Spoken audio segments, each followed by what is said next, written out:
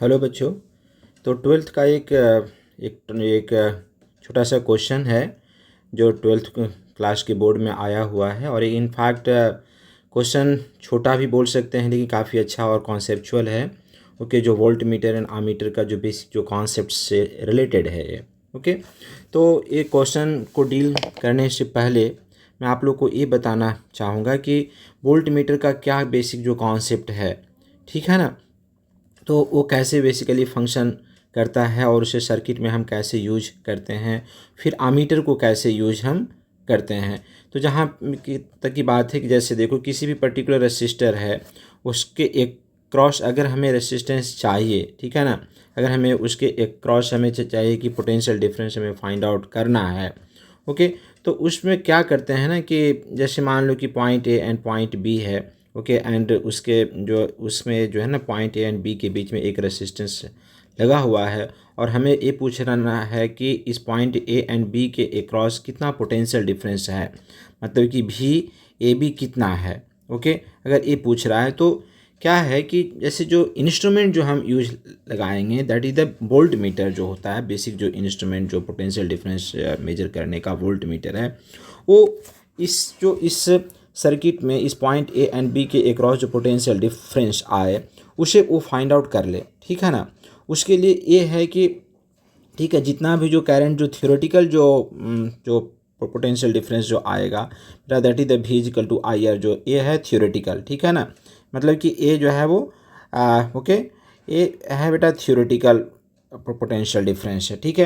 लेकिन ये तो थ्योरेटिकल, लेकिन उसे जो इंस्ट्रूमेंट से कैसे मेजर कर करोगे, मतलब कुछ इंस्ट्रूमेंट आप ये करोगे लगाओगे, तो वही है इंस्ट्रूमेंट है that is the volt meter, जो उस रेसिस्टर के अक्रॉस हम लगाते हैं, ठीक है। और हमेशा जो वोल्ट मीटर जो होगा वो उस रेसिस्टर्स के पैरेलल होगा, ठीक है ना, हमेशा पैरेलल यूज किया जाएगा, जो कि यहाँ पे देख रहे हो कि इसके अक्रॉस पैरेलल यूज किया गया है। ओके, अब देखो थियोरेटिकल भी इक्वल टू आई आर है, इट मीन्स ये जो रेसिस्टेंस है वो तो चेंज नहीं हो रहा है।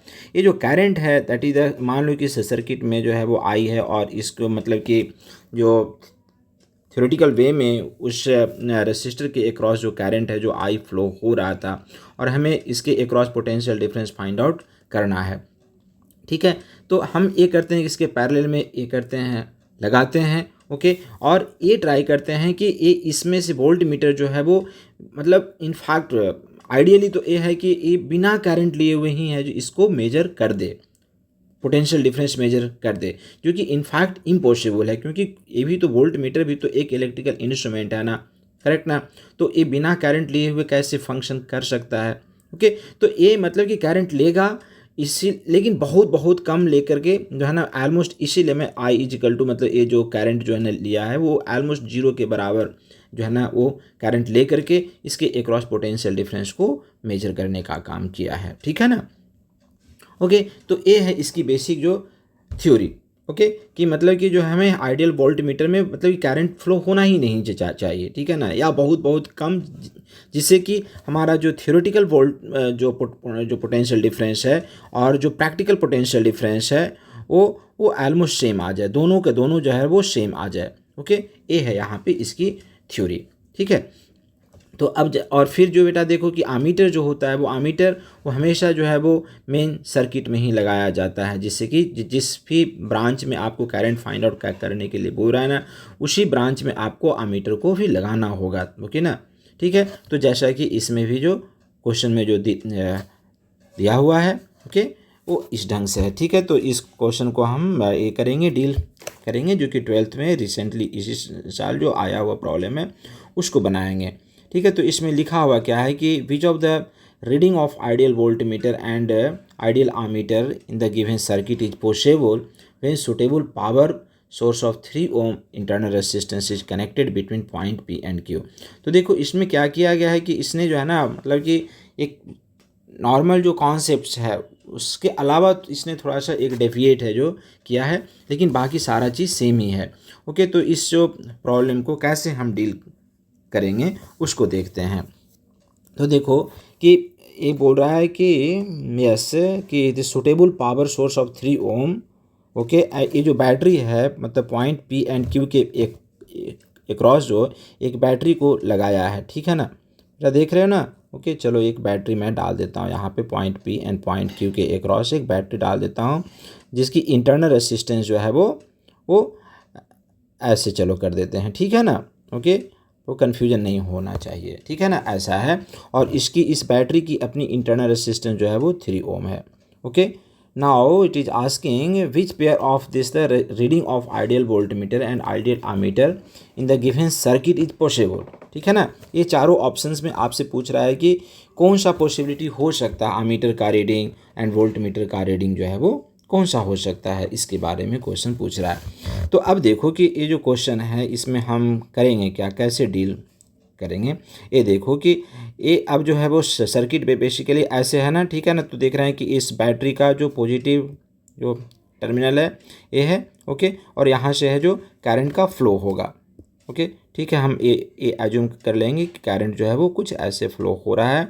ओके और ये करंट ही जो इस सर्किट में ऐसे होते हुए जाएगा बेटा। और यहाँ पे जो है वो देख रहे हो कि ये रेसिस्टेंस है 24 ओम का। ओके और इसके पैरेलल में वोल्टमीटर लगा हुआ है। ओके तो हम आइडियल केस में हम ये माने कि वोल्टमीटर में जो करंट जो फ्लो हो रहा है वो that is the zero. Okay क्योंकि वो एक मतलब कि वेरी हाई रेसिस्टेंस का इंस्ट्रूमेंट होना चाहिए, सो दैट कि जितना ज़्यादा रेसिस्टेंस होगा उस तरफ है जो करंट का फ्लो उतना ही कम होगा, ठीक है। तो आइडियल केस में तो ये है कि बिना सर्किट से वो करंट लिए हुए ही मेजर कर दे। ओके तो हम उसी चीज़ को यहाँ पे मानेंगे, मतलब ठीक है ना, कि मतलब कि इस वोल्ट मीटर में कुछ भी करंट फ्लो नहीं हुआ है और सारा का सारा जो करंट है वो बेटा देख रहे हो कि इस ब्रांच में आ गया, मतलब 24 ओम वाले रेसिस्टेंस में आ गया। ऐसे होते हुए करंट जो है वो इस तरफ जो है ना आ जाएगा, बैटरी के निगेटिव टर्मिनल में आ जाएगा, ठीक है ना। ओके बात को समझ में आ गई, मतलब कि हमें सर्किट कुछ ऐसे है बना हुआ। ओके अब नाउ आ जाओ कि अब देखो कि आखिर में ये जो करंट की वैल्यू कितनी होगी, आई की वैल्यू जो है वो होगी वो कितनी होगी, आई की वैल्यू कितनी होगी वो हमें फाइंड आउट करना है। तो अब ये देखो पूरे जो जोन में तो देख रहे हो कि यहाँ से हम एक जब चलने लगेंगे तो ये जो 24 ओम का रेसिस्टेंस है, ठीक है, इस बैटरी का जो अपना अपना इंटरनल रेसिस्टेंस है, ठीक है, ये सब का सब जो है ना सीरीज में है, ठीक है ना। तो हम ये बोल सकते हैं कि this all resistance are in series.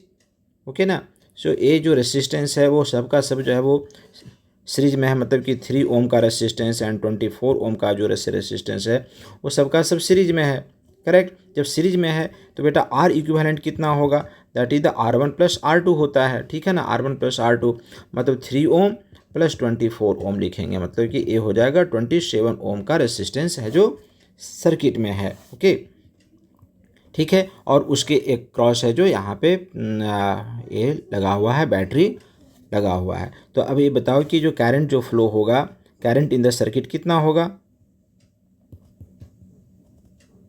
हम करंट इन द सर्किट को निकालेंगे तो कितना होगा,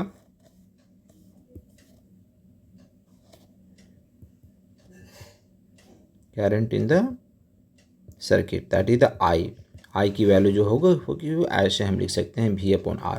तो बेटा V जो है वो हमें निकालना भी है, ठीक है ना, वो जो बैटरी की जो पोटेंशियल डिफरेंस वो भी निकालना है। एंड R इक्विवेलेंट जो है वो यहाँ पे 27 ओम है, ठीक है ना। तो जो सर्किट में जो करंट जो फ्लो होगा वो कुछ ऐसा होगा, I = V/27 ले लेंगे, ठीक है ना, I = V/27। ओके तो ये चलो इक्वेशन नंबर 1 हम इसे मान लेते हैं, ठीक है। अब फिर हम आते हैं वोल्ट मीटर का क्या है, वोल्ट मीटर का जो रीडिंग है वो कितना होगा, ठीक है। तो आमीटर जो है वो इतना ही को रीडिंग देगा, ठीक है ना। जो आमीटर का रीडिंग जो होगा वो V/27 ही आएगा। ओके अब जैसे देखो कि अब ये जो है वोल्ट मीटर कितना का रीडिंग देगा, ओके ये देखना है हमें। तो वोल्ट मीटर की रीडिंग जो होगी वो कितनी होगी ये देखना है। वोल्ट मीटर की रीडिंग जो होगी वो ये होगी, जो वोल्ट मीटर की जो रीडिंग जो होगी वो होगी V = I × 24 ओम होगी, ठीक है ना। ये जो वोल्टेज अक्रॉस जो मतलब कि इसके अक्रॉस जो पोटेंशियल डिफरेंस आ रहा है बेटा, इसके अक्रॉस जो पोटेंशियल डिफरेंस आएगा यहाँ पे देख रहे हो ना, ये पोटेंशियल डिफरेंस को मान लेते हैं कि E मान लेते हैं, I = I × 24 ओम, ठीक है ना। तो आइडियल वोल्ट मीटर जो है वो इतना ही पोटेंशियल डिफरेंस है जो रीडिंग देगा, ठीक है। तो आपसे पूछ रहा है क्या कि यस कितना कितना पॉसिबिलिटी है, ओके। तो जो रीडिंग ऑफ वोल्ट मीटर जो होगा वो I इंटू 24 होगा, and reading of voltmeter जो होगा वो no sorry, reading of voltmeter, yes, तो हम ये I इंटू 24 लिख देते हैं, ठीक है ना। ओके, सो रीडिंग ऑफ, ऐसे कर देते हैं, रीडिंग ऑफ वोल्ट मीटर जो होगा वो I इंटू 24 होगा, I into 24, yes, I into 24 लिख देते हैं, ठीक है। एंड और यहाँ पे जो है वो reading of, this is the reading of ammeter है, रीडिंग ऑफ आमीटर ए है। तो अब इसी जो है ना, इन दोनों के ही रिलेशनशिप से आपको ये निकालना है कि कौन कौन सी पॉसिबिलिटी हो सकती है, ठीक है ना।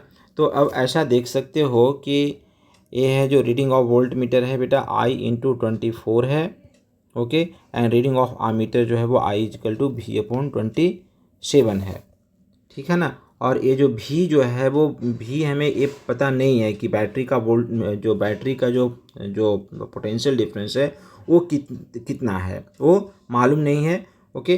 तो ऐसा हम करते हैं कि ये जो V का जो टर्म है बेटा, देख रहे हो कि V है and this is the I है, ओके। तो एक काम कर सकते हो कि यस, तो इन सब के रिलेशनशिप से हम ऐसा देख लेते हैं कि V एंड I के बीच में क्या रिलेशनशिप होगा। चलो, reading of volt meter E है एंड I है, तो एक काम हम करते हैं, यस, तो this is the E upon, and here we can write here this V equal to I into 27, ऐसे हम कर सकते हैं, ठीक है। तो V equal to I into 27 कर दो, तो E एंड V जो है वो होगा बेटा 24 अपॉन 27, ठीक है ना, ओके। तो 24 इंटू 24 अपॉन 27 है, इट मीन्स होगा कि 8 अपॉन 9 होगा, ओके। तो हम ये निकाल सकते हैं कि रीडिंग ऑफ वोल्ट मीटर जो होगा वो 8 अपॉन 9 इंटू V होगा, कुछ इस ढंग से होगा, ओके। तो रीडिंग ऑफ जो अमीटर जो sorry reading of voltmeter जो होगा वो 8/9 इंटू V होगा, ओके। अब इस ढंग से हमारा जो करंट का रीडिंग कितना होगा, तो करंट का रीडिंग निकाल लेंगे। तो करंट का रीडिंग इस ढंग से करंट का रीडिंग निकाल लेंगे, या जैसे तो 1/27 है इंटू V है ना। तो यस, V की जो वैल्यू है कुछ ऐसा रख दो, या V, that it will be the V will be the constant, and V is equal to, V is equal to ऐसा कर दो, V is equal to this the I equal to V upon 27 है बेटा। तो यहाँ पे जो है ना, V के जगह पे आप इसे 9/8 इंटू E कर दो, ठीक है ना।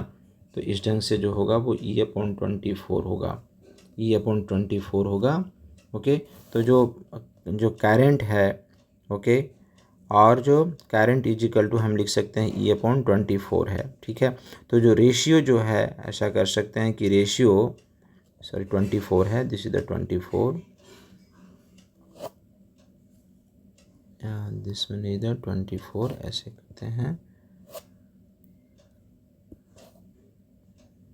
यहाँ पे जो है वो I इक्वल टू हम लिख देते हैं, I equal to E upon 24 है, 24 है, ओके। तो ऐसा कर दो कि या E अपॉन I जो है वो 24 कुछ ऐसा आएगा, ठीक है।